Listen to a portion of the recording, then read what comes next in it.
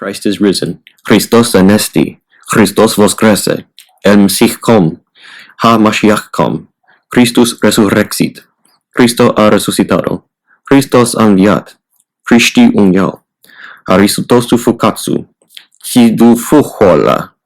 Christo boahashane. 3 Kings, 1 Kings in Hebrew, chapters 4 through 6.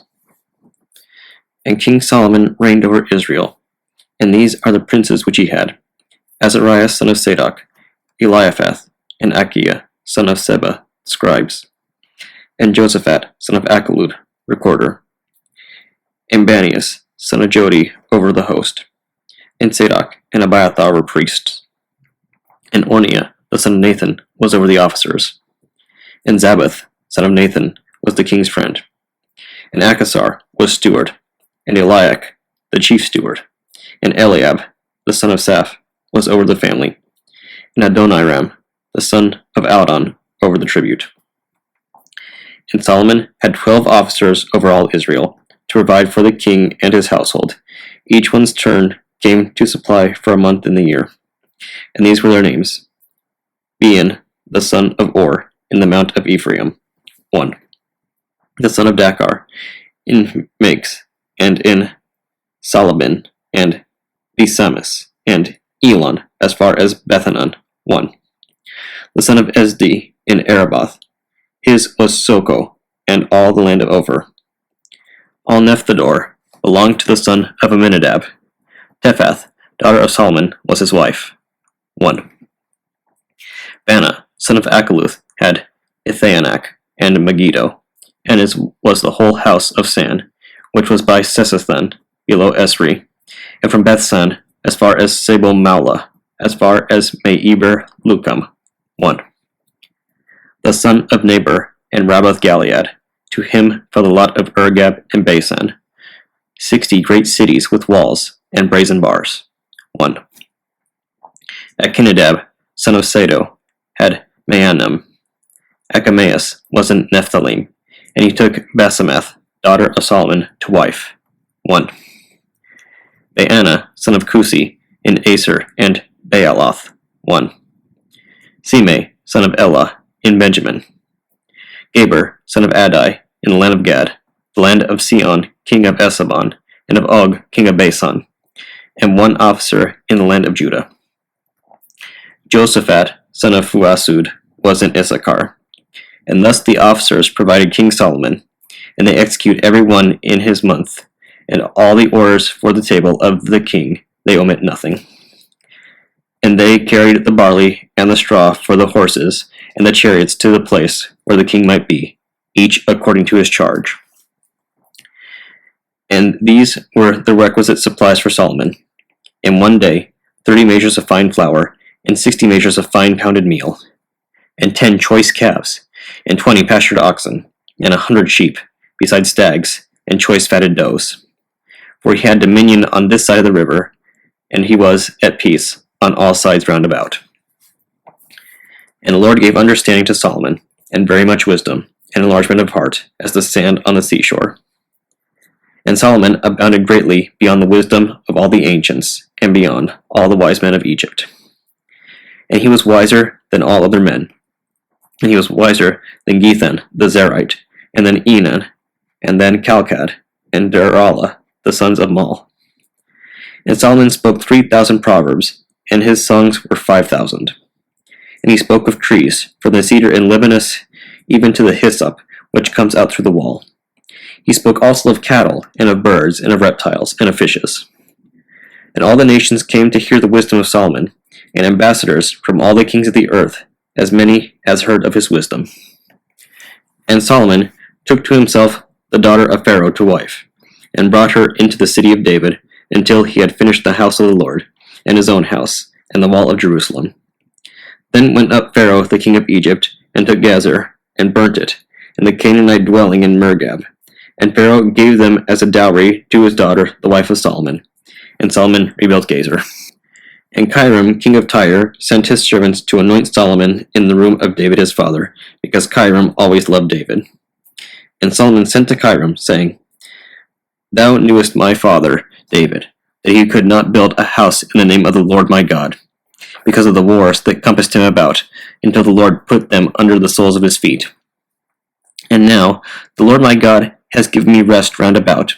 There is no one plotting against me, and there is no evil trespass against me. And behold, I intend to build a house to the name of the Lord my God, as the Lord God spoke to my father David, saying, Thy son, whom I will set on thy throne in thy place, he shall build a house to my name. And now command, and let men cut wood for me out of Libanus. And behold, my servants shall be with thy servants, and I will give thee the wages of thy service, according to all that thou shalt say, because thou knowest that we have no one skilled in cutting timber like the Sidonians. And it came to pass, as soon as Hiram heard the words of Solomon, that he rejoiced greatly, and said, Blessed be God today, who has given to David a wise son over this numerous people. And he said to Solomon, saying, I have listened concerning all that thou hast sent to me for. I will do all that I will. As for timber of cedar and fir, my servants shall bring them down from Libanus to the sea. I will form them into rafts, and bring them to the place which thou shalt send to me about. And I will land them there, and thou shalt take them up, and thou shalt do my will, in giving bread to my household. So Hiram gave to Solomon cedars and fir trees and all his desire. And Solomon gave to Hiram 20,000 measures of wheat, as food for his house, and 20,000 baths of beaten oil. Thus Solomon gave to Hiram yearly. And the Lord gave wisdom to Solomon, as he promised him. And there was peace between Hiram and Solomon, and they made a covenant between them. And the king raised a levy out of all Israel, and the levy was 30,000 men. And he sent them to Libanus, 10,000 taking turn every month. They were a month in Libanus, and 2 months at home. And Adoniram was over the levy. And Solomon had 70,000 bearers of burdens, and 80,000 hewers of stone in the mountains. Besides the rulers that were appointed over the works of Solomon, there were 3,600 masters who wrought in the works. And the king commanded, and they brought great stones, precious stones for the foundation of the house, and unhewn stones. And they prepared the stones and the timber during 3 years. And it came to pass in the 440th year after the departure of the children of Israel out of Egypt, in the 4th year and 2nd month of the reign of King Solomon over Israel, that the king commanded that they should take great and costly stones for the foundation of the house and hewn stones. And the men of Solomon and the men of Hiram hewed the stones and laid them for foundation. In the 4th year he laid the foundation of the house of the Lord in the month of Ziu, even in the 2nd month. In the 11th year, in the month Baal, this is the 8th month, the house was completed according to all its plan, and according to all its arrangement. And the house which the king built to the Lord was 40 cubits in length, and 20 cubits in breadth, and its height 25 cubits. And the porch in front of the temple, 20 cubits was its length, according to the breadth of the house in front of the house. And he built the house, and finished it. And he made to the house secret windows inclining inward. And against the wall of the house he set chambers round about the temple and the ark. The underside was 5 cubits broad, and the middle part 6, and the third was 7 cubits broad, for he formed an interval to the house round about without the house, that they might not touch the walls of the house. And the house was built in the construction of it with rough-hewn stones, and there was not heard in the house in the building of it hammer or axe or any iron tool. And the porch of the underside was below the right wing of the house, and there was a winding ascent into the middle chamber, and from the middle to the 3rd story. So he built the house and finished it, and he made the ceiling of the house with cedars. And he made the partitions through all the house, each 5 cubits high, and enclosed each partition with cedar boards.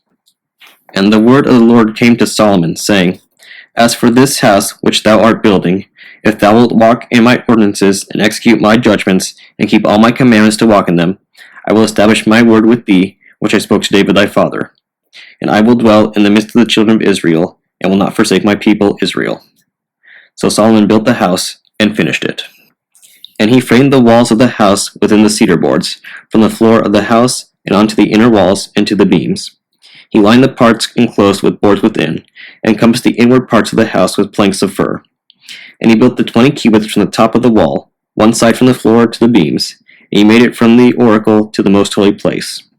And the temple was 40 cubits in extent, in front of the oracle, in the midst of the house within, in order to put there the ark of the covenant of the Lord. The length was 20 cubits, and the breadth was 20 cubits, and the height of it was 20 cubits. And he covered it with perfect gold, and he made an altar in front of the oracle, and covered it with gold. And he covered the whole house with gold, till he had finished gilding the whole house. And all inside the oracle he overlaid with gold. And he made in the oracle 2 cherubs of 10 cubits measured size, and the wing of one cherub was 5 cubits, and his other wing was 5 cubits, 10 cubits from the tip of one wing to the tip of the other wing. Thus it was with the other cherub, both were alike, finished with one measure. And the height of the one cherub was 10 cubits, and so was it with the second cherub. And both the cherubs were in the midst of the innermost part of the house, and they spread out their wings, and one wing touched the wall, and the wing of the other cherub touched the other wall, and their wings in the midst of the house touched each other, and he covered the cherubs with gold. And he graved all the walls of the house round about with the graving of cherubs, and he sculpted palm trees within and without the house, and he covered the floor of the house within and without with gold. And for the doorway of the oracle he made doors of juniper wood. There were porches in a fourfold way. And both the doors were planks of fir. The one door had 2 leaves and their hinges, and the other door had 2 leaves and turned on hinges, being carved with cherubs, and there were palm trees and open flower leaves, and it was overlaid with gold gilt upon the engraving. And he built the inner court, 3 rows of hewn stones, and a row of wrought cedar round about, and he made the curtain of the court of the porch of the house that was in front of the temple. Psalm 101, 102 in Hebrew, verses 1 through 14. A prayer for the poor when he is deeply afflicted, and pours out his supplication before the Lord. Hear my prayer, O Lord, and let my cry come to thee. Turn not away thy face from me, in the day when I am afflicted. Incline thine ear to me, in the day when I shall call upon thee, speedily hear me. For my days have vanished like smoke, and my bones have been parched like a stick. I am blighted like grass, and my heart is dried up, for I have forgotten to eat my bread. By reason of the voice of my groaning, my bone has cleaved to my flesh. I have become like a pelican of the wilderness. I have become like an owl in a ruined house. I have watched, and am become as a sparrow dwelling alone on a roof. All the day long mine enemies have reproached me, and they that praise me have sworn against me. For I have eaten ashes as it were bread, and mingled my drink with weeping, because of thine anger and thy wrath, for thou hast lifted me up and dashed me down. My days have declined like a shadow, and I am withered like grass. But thou, Lord, endurest forever, and thy memorial to generation and generation.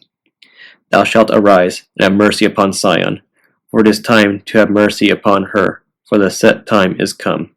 For thy servants have taken pleasure in her stones, and they shall pity her dust. Proverbs chapter 21, verses 17 through 21. A poor man loves mirth, loving wine and oil in abundance, and a transgressor is the abomination of a righteous man. It is better to dwell in a wilderness than with a quarrelsome and talkative and passionate woman. A desirable treasure will rest on the mouth of the wise, but foolish men will swallow it up. The way of righteousness and mercy will find life and glory. The Holy Gospel according to St. Luke, chapter 20, verses 1 through 26. And it came to pass that on one of those days, as he taught the people in the temple and preached the gospel, the chief priests and the scribes came upon him with the elders, and spake unto him, saying, Tell us, by what authority doest thou these things? Or who is he that gave thee this authority? And he answered and said unto them, I also will ask you one thing, and answer me.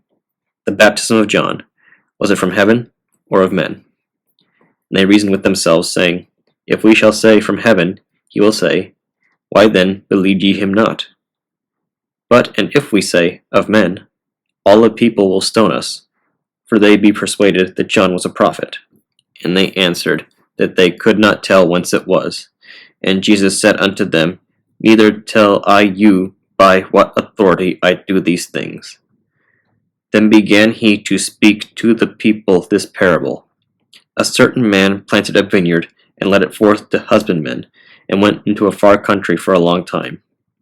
And at the season he sent a servant to the husbandmen, that they should give him of the fruit of the vineyard. But the husbandmen beat him, and sent him away empty. And again he sent another servant, and they beat him also, and entreated him shamefully, and sent him away empty. And again he sent a third, and they wounded him also, and cast him out. Then said the Lord of the vineyard, What shall I do? I will send my beloved son. It may be that they will reverence him when they see him. But when the husbandmen saw him, they reasoned among themselves, saying, This is the heir. Come, let us kill him, that the inheritance may be ours. So they cast him out of the vineyard and killed him. What therefore shall the Lord of the vineyard do unto them? He shall come and destroy these husbandmen, and shall give the vineyard to others. And when they heard it, they said, God forbid. And he beheld them, and said, What is this then that is written? The stone which the builders rejected, the same is become the head of the corner. Whosoever shall fall upon that stone shall be broken, but on whomsoever it shall fall, it will grind him to powder. And the chief priests and the scribes the same hour sought to lay hands on him, and they feared the people, for they perceived that he had spoken this parable against them. And they watched him, and sent forth spies, which should feign themselves just men, that they might take hold of his words, that so they might deliver him unto the power and authority of the governor. And they asked him, saying, Master, we know that thou sayest and teachest rightly, neither acceptest thou the person of any, but teachest the way of God truly. Is it lawful for us to give tribute unto Caesar, or no? But he perceived their craftiness, and said unto them, Why tempt ye me? Show me a penny. Whose image and superscription hath it? They answered and said, Caesar's. And he said unto them, Render therefore unto Caesar the things which be Caesar's, and unto God the things which be God's. And they could not take hold of his word before the people, and they marveled at his answer, and held their peace.